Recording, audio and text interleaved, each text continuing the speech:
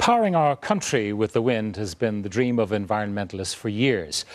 But that dream might take on a nightmarish quality if the apparatus for capturing that wind power was as tall as Dublin Spire placed on top of Liberty Hall and was just a few hundred metres from your home, potentially causing the value of your house to plummet. And if all of that inconvenience wasn't even for the benefit of your own country, but for a neighbouring one, you might be more than a little annoyed. But is this any different from communities complaining about gas refineries or any other sort of infrastructure project? Now, later we'll be talking to key players on both sides of this debate. But first, Robert Short reports on a planned wind farm project in the Midlands that dwarfs anything that has gone before it. The Midlands of Ireland is about to be transformed. Two companies are vying to turn this varied landscape of pasture, bogs and uplands into the biggest wind energy project this country has ever seen. We are creating a new industry that will be the size of the dairy industry in Ireland over a very, very short period of time. The people of the Midlands are sacrificed at the altar of big business interests, to pretty much take on Britain's commitment to the global warming effort.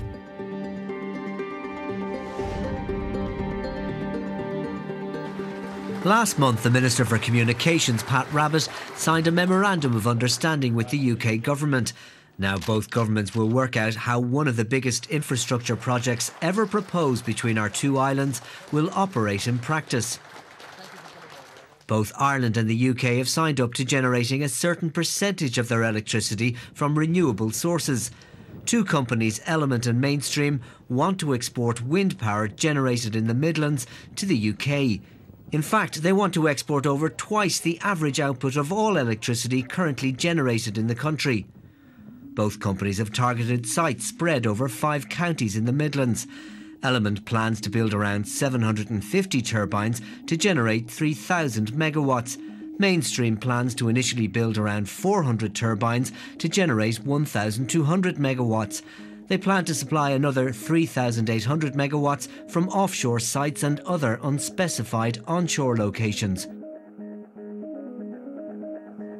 Andrew Duncan is part of a group in County Westmeath opposed to the wind energy plans.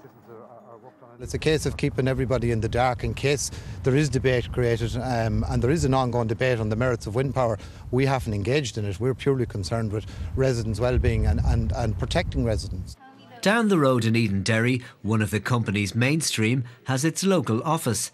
Staff have signed up 330 landowners, or just over half the number they need. We have full intention of consulting with every community that we're operating within, but we cannot do that until we have established exactly which sites we'll be doing it on and exactly which studies will be required on those lands. There's no denying the ambition of the projects being planned for the Midlands. The scale is truly immense. At a minimum, the two projects will see over 1,100 turbines installed and possibly hundreds more. That'll more or less double the number of turbines already installed in the entire country. Nothing of this scale has ever been attempted here before. Much of the concern about wind energy projects centres around noise, their impact on property values and a phenomenon known as shadow flicker, caused, as in this example in Donegal, when the sun shines through the blades of a turbine.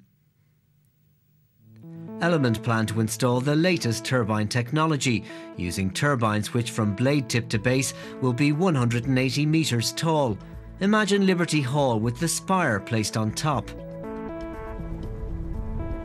Tim Cooig, who heads up the Irish arm of Element Power, believes fears have been overdone. It can't affect their lives if it complies with the planning guidelines. That is why the planning guidelines are in place. They're very stringent things regarding noise and shadow flicker that have to be complied with. If the technology cannot comply with those guidelines, you cannot put the technology within 500 metres of someone's house. But not everyone believes the planning guidelines protect homeowners. The Hickeys from Ballylusk in County Wexford live with a turbine just 380 metres from their kitchen window. It's the noise, it's a constant noise, the hum and the drone of the turbines that really does affect us. It affects our sleep, it affects our everyday living in our own home. There are actually no mandatory distances between turbines and houses under current planning guidelines. Public consultation on a review of the guidelines closes this Friday. One TD has tabled a private members' bill which tackles this issue of distance as well as noise levels. Well, the current guidelines are flexible, but more importantly than that, they're based upon what happened, what the average situation was in Britain, based upon the 1997 studies from Britain, where the average height of turbines is about 50 to 54 metres. Our average height currently is about 100, 110 metres. But in the context of the Midlands proposals, they're going to be about 184, 185 metres. So how could those guidelines, how would they be sufficient by any stretch of the imagination? The way they have gone about putting that bill in place raises a different question, and that question is, do we want wind farm development here in Ireland? If you look at a setback of 1.5 kilometres from a residence for the development of a wind farm, that means there will be no development of any wind farms in Ireland. Both companies have promised that thousands of jobs will come with these projects. One sure winner will be the landowner. Contracts seen by PrimeTime show minimum payments of €18,000 a year per turbine. There's many sets of rights that have to be catered for. There's a huge responsibility on the people who are planning this, both the promoters and the planning process, to get this right for the benefit of both farmers and the rural community. Competition for the Midlands wind fields is intense. Mainstream and Element will go to court next week over alleged misrepresentation as the cut and thrust bites. This could be the biggest energy project Ireland has ever seen, but it could also become the biggest planning battle ever joined as people wake up to the power of wind. Well, with me, Minister Pat Rabbitte. We also have Yvonne Cronin, who's affected by wind farm development and has major concerns, and Kenneth Matthews of the Irish Wind Energy Association. And Minister, the Hickey situation in Wexford, I mean, it's all very well for us living in the urban environment, but you wouldn't swap with them, would you? Well, I suppose you can find a hard case in any aspect of planning, rural or urban. What I'm concerned about here, Pat, is that under an EU directive, there is now the capacity to trade energy between two or more countries. In Ireland's case, we have the capacity to generate excess of our need. And the neighbouring island has a need to meet challenging obligatory targets, so that we have the capacity to create a new export sector, create jobs in the process, export that renewable energy to Britain, create jobs here, and at the same time meet a deficit on the British side. But successive ministers for energy have been criticised for, giving away our natural resources in the fossil fuels area. What does Ireland Inc. get out of the wind, the Irish wind? The fact that successive ministers for energy have been criticised doesn't mean to say that the criticism is right. What natural resources did we give away? We haven't had an oil find in this country yet. And yet people keep repeating that we have given away our oil and fossil fuel resources. I mean, it isn't true. Now, well, we know about Corrib, and there's no... It's another day. We wanted a royalty payment. Everyone in the country wanted a royalty payment rather than some tax thing, which, multinationals are very adept at using. So back to the wind, though. What do we get out of the export of our wind? Well, what I hope we will get, Pat, is a lot of jobs in a part of the country where jobs are very scarce. That there will be new jobs because this is a new industry. I hope that there will be wealth redounding to Ireland Incorporated as a result of this. We're working out the details of that in the context of the intergovernmental agreement. So will there be a royalty paid to us for every bit of wind energy that's exported? Well, I mean, that is one possible approach. But we haven't got to that stage of that kind of detail. The economics will have to stack up for Britain as the purchaser and stack up for us here. I have no intention of settling merely for construction jobs and making sandwiches. There will have to be a return. What, blade manufacture, turbine manufacture? Well, it would be fantastic if we could have some sub-supply industries created here, some manufacturing, some aspects of manufacturing. We happen to have, and your piece didn't really refer to it, we happen to have 200,000 acres of cutaway bog. The company that owns it in the name of the state, Bord na Móna, has been looking for some time as to what do we do with it. There are no houses on it. And how many there turbines? There is no flicker and shadow unless you're going to frighten away the curlews. So, it is a resource.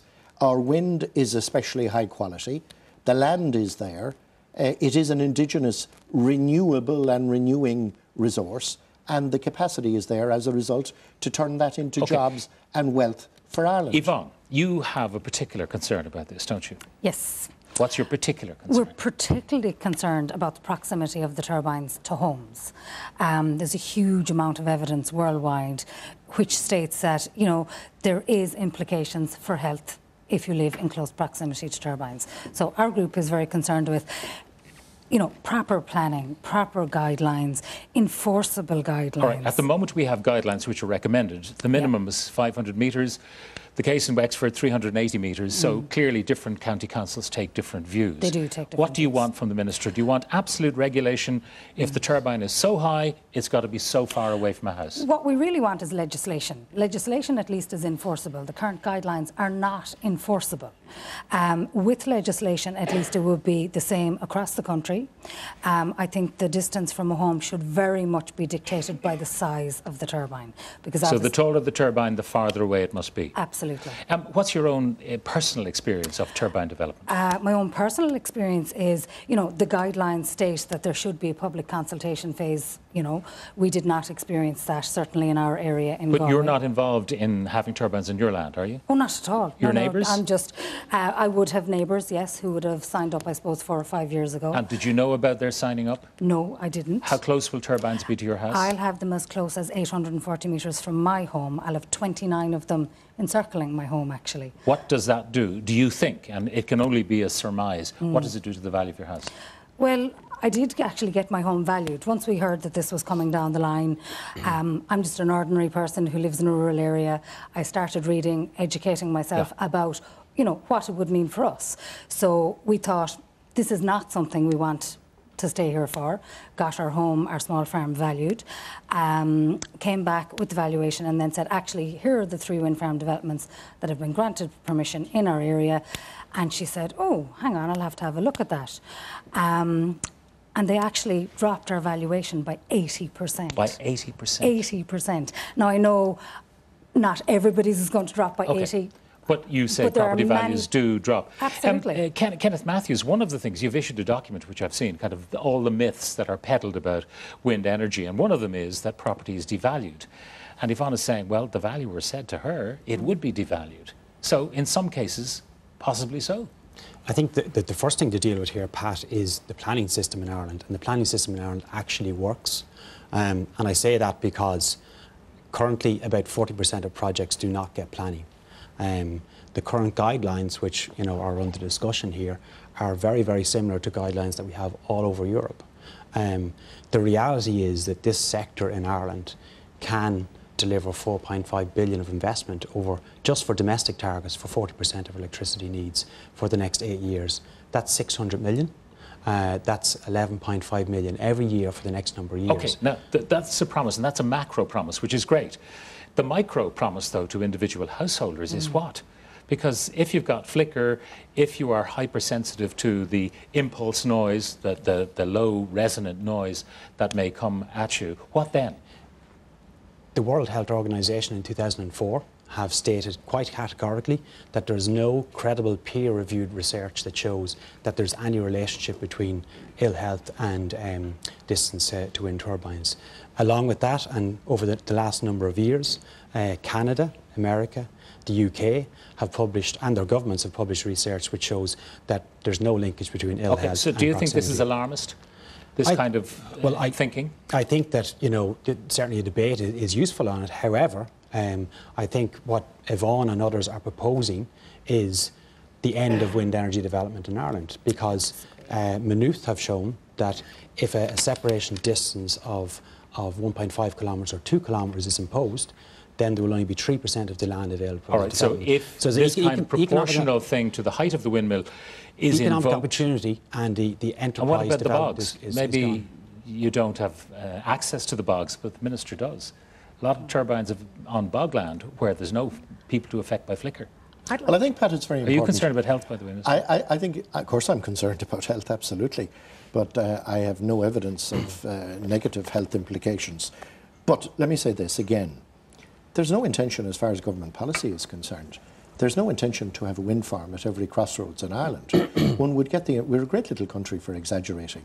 And there's a good deal of exaggeration on both sides of this argument. But aren't we talking about constructing a number of windmills which is equal to the existing stock of windmills on the British landmass? So we are talking about doing something much more intensively. I was down launching a wind farm just before Christmas in Mount Lucas in the Midlands, Pat. And for as far as the eye can see, there ain't no houses. And there is a ginormous building in the middle of the bog, which I'm told was a FÁS centre. There's nothing happening in it, but it might become useful someday now. And, you know, the notion that we are going to be oppressing citizens and oppressing people is not right. Because the planning system, there's a consultation going on at the moment. The planning system has to be rigorous. The communities have rights. The man from the IDA who said it's a question of balancing of the rights, I absolutely agree with. There ought to be community gain for the communities that are involved. And, you know, it reminds me, I was coming through Carrick and Shannon about 18 months ago on a rare summer's fine day when I turned down the window of the car and a young woman gave me a leaflet. And to my amazement, there I was on the leaflet, accused of creating all kinds of difficulties in Leitrim from fracking.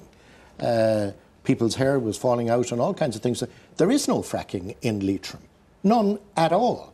And there won't be any fracking but there are windmills. in and Leitrim. There will be more windmills. And yet there's a campaign going, even though the Environmental Protection Agency is doing a report and there'll be no fracking until we get the scientific evidence on that. Okay, well, we're talking about wind tonight, and there are many people in our audience who want to talk about it, and we'll do that straight after this break.